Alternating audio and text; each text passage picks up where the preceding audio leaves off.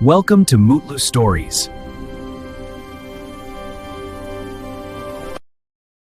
అనగనగా ఒకప్పుడు ఒక రాజ్యంలో మిడాస్ అనే రాజు ఉండేవాడు. అతను చాలా ధనవంతుడు. అతని రాజభవనంలో బంగారం, వజ్రాలు, రత్నాలు గుట్టలుగా ఉండేవి. కాని ఎంత సంపద ఉన్నా అతనికి తృప్తి ఉండేది కాదు. రోజంతా తన బంగారాన్ని లెక్కపెడుతూ ఇంకా ఇంకా సంపాదించాలని ఆశపడేవాడు. ప్రజల కష్టాలు, వారి బాధలు అతనికి పట్టేవి కావు. అతనికి ప్రపంచంలోనే అత్యంత ధనవంతుడిగా మారాలని కోరిక. ఒకరోజు రాత్రి రాజు తన ఖజానాలో బంగారం లెక్కపెడుతుండగా అకస్మాత్తుగా ఒక దేవదూత అక్కడ ప్రత్యక్షమైంది. ఆ దేవదూత రాజును చూసి, మిడాస్ రాజా, నీకు కావలసింది ఏమిటి అని అడిగింది.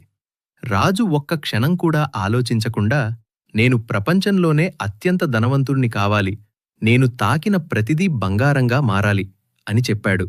దేవదూత స్వల్పంగా నవ్వి, సరే రాజా, ఇకనుంచి నువ్వు తాకిన ప్రతిదీ బంగారంగా మారుతుంది. దీనినే గోల్డెన్ టచ్ అంటారు అని చెప్పి అదృశ్యమైంది. రాజు ఎంతో ఆనందపడ్డాడు. వెంటనే తన మంచాన్ని తాకాడు. అది మెరిసే బంగారంగా మారిపోయింది. కుర్చీలు, తలుపులు ఏది తాకినా బంగారమే. రాజు ఆనందంతో ఉబ్బితబ్బిబ్బయ్యాడు. ఇప్పుడు నేనే ప్రపంచంలోనే అత్యంత ధనవంతుడు అని గర్వంగా అన్నాడు. కొంతసేపటికి రాజుకు ఆకలి వేసింది. వెంటనే వంటకాలను తీసుకురమ్మని సేవకులకు ఆజ్ఞాపించాడు. కాని ఆహారాన్ని తాకగానే అది కూడా బంగారంగా మారిపోయింది. నీళ్లు తాగాలని గిన్నె పట్టుకున్నాడు. అవి కూడా బంగారంగా మారిపోయాయి. రాజు భయపడటం మొదలుపెట్టాడు. తినలేడు, తాగలేడు. అంతలో అతని చిన్న కుమార్తె ఆనందంగా పరుగెత్తుకుంటూ వచ్చి, నాన్నా అంటూ రాజును హత్తుకుంది. కాని రాజు ఆమెను తాకగానే ఆ చిన్నారి కూడా బంగారు విగ్రహంగా మారిపోయింది. అది చూసిన రాజు గుండె పగిలిపోయింది. అతని కళ్ళలో నీళ్లు వచ్చాయి. నా అత్యాశ వల్ల నా కూతుర్నే కోల్పోయాను.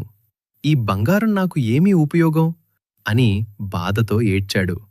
అప్పుడు మళ్ళీ ఆ దేవదూత ప్రత్యక్షమైంది. రాజు మోకాళ్లపై పడిపోయి, దయచేసి నా కుమార్తెను మళ్లీ మామూలుగా మార్చండి. నాకు ఈ గోల్డెన్ టచ్ వద్దు. సంపద కన్నా కుటుంబం, ప్రేమ, ఆనందమే గొప్పవి అని ఇప్పుడు అర్థమైంది అని వేడుకున్నాడు. దేవదూత రాజు మార్పును చూసి సంతోషించింది. మిడాస్ రాజా, నీవు నీ తప్పును తెలుసుకున్నావు. నిజమైన సంపద బంగారం కాదు, మంచి మనసు అని చెప్పింది. వెంటనే ఆమె ఒక పవిత్ర జలాన్ని ఇచ్చి, ఇది నీ రాజభవనంపై చల్లి అని చెప్పింది. రాజు అలాగే చేశాడు. అప్పుడు బంగారంగా మారిన ప్రతిదీ మళ్లీ మామూలుగా మారిపోయింది. అతని కుమార్తె కూడా తిరిగి ప్రాణం పొందింది. రాజు ఆనందంతో తన కుమార్తెను కౌగిలించుకున్నాడు. ఆ రోజునుంచి మిడాస్ పూర్తిగా మారిపోయాడు. అతను అత్యాశను విడిచిపెట్టి ప్రజలకు సహాయం చేయటం ప్రారంభించాడు. పేదలకు ఆహారం పెట్టించాడు, రైతులకు సహాయం చేశాడు, అనాథలకు ఆశ్రయం కల్పించాడు. ప్రజలందరూ అతన్ని ప్రేమించడం మొదలుపెట్టారు. అప్పటినుంచి మిడాస్ నిజమైన ఆనందాన్ని సంపాదించాడు. నీతి: అత్యాశ అనర్థాలకు దారితీస్తుంది. మన దగ్గర ఉన్నదానితో సంతోషంగా ఉండాలి. అనగనగా ఒక లోతైన చల్లని అడవిలో ఒక పెద్ద ఎలుగుబంటి ఉండేది. అది చాలా బలవంతమైనది, మంచి మనసున్నది. అదే అడవిలో ఒక నక్క కూడా ఉండేది. ఆ నక్క చాలా తెలివైనది, చురుకైనది.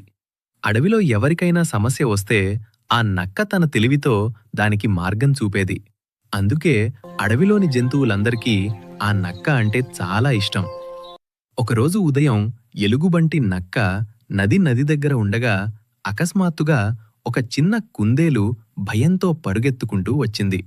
నా చిన్న తమ్ముడు ముల్లుల పొదల్లో చిక్కుకుపోయాడు అని ఏడవసాగింది. వెంటనే నక్క అక్కడికి పరుగెత్తింది.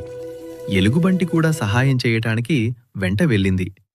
ఎలుగుబంటి తన బలమైన చేతులతో ముల్లుల పొదలను పక్కకు తొలగించగా నక్క జాగ్రత్తగా లోపలికి వెళ్లి చిన్న కుందేలును బయటికి తీసుకొచ్చింది. కుందేళ్లు ఇద్దరూ ఆనందంతో నక్కకు, ఎలుగుబంటికి కృతజ్ఞతలు చెప్పారు. మరో రోజు అడవిలో భారీ వర్షం పడింది. గాలి బలంగా వీచడంతో ఒక పెద్ద చెట్టు మార్గం మధ్యలో పడిపోయింది. జంతువులందరూ దారి దాటలేక ఇబ్బంది పడ్డారు. ఎలుగుబంటి తన శక్తితో చెట్టును కదిలించటానికి ప్రయత్నించింది, కాని అది చాలా భారంగా ఉంది. అప్పుడు నక్క ఒక ఆలోచన చేసింది. మనమందరం కలిసి ప్రయత్నిస్తే ఈ చెట్టును తొలగించగలం అంది. వెంటనే కోతులు తాడులు తీసుకొచ్చాయి. జింకలు తోశాయి. ఎలుగుబంటి బలంగా లాగింది. చివరకు చెట్టు పక్కకు తొలగిపోయింది.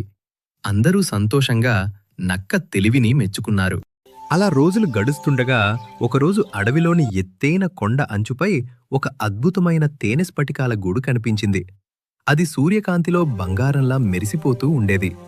ఆ గూడు చాలా పలుచని, కంపించే రాతి అంచుపై ఉండటంతో ఎవరూ దాని దగ్గరకు వెళ్ళలేకపోయారు. ఎలుగుబంటికి ఆ గూడును చూసి నోరూరింది. అయ్యో, ఎంత అందమైన తేనె! కాని నేను ఆ సన్నని అంచుపై ఎక్కలేను. నా బరువుతో రాయి విరిగిపోతుంది అని బాధగా అంది. నక్క కొద్దిసేపు ఆలోచిస్తూ, నువ్వు ఆందోళన పడకు, నాకు ఒక మంచి ఆలోచన వచ్చింది అని చెప్పి నక్క నదివైపు పరుగెత్తింది. కొద్దిసేపటి తర్వాత అది కొన్ని నీటి ముంగిసలతో కలిసి తిరిగి వచ్చింది. నక్క నవ్వుతూ, వీళ్ళు తమ పొడవైన శరీరాలతో ఒక జీవంతమైన తాడులాగా నిలబడి నాకు సహాయం చేస్తారు అంది. ఆ తర్వాత నీటి ముంగిసలు ఒకదానికొకటి పట్టుకుని పొడవైన తాడులాగా నిలబడ్డాయి.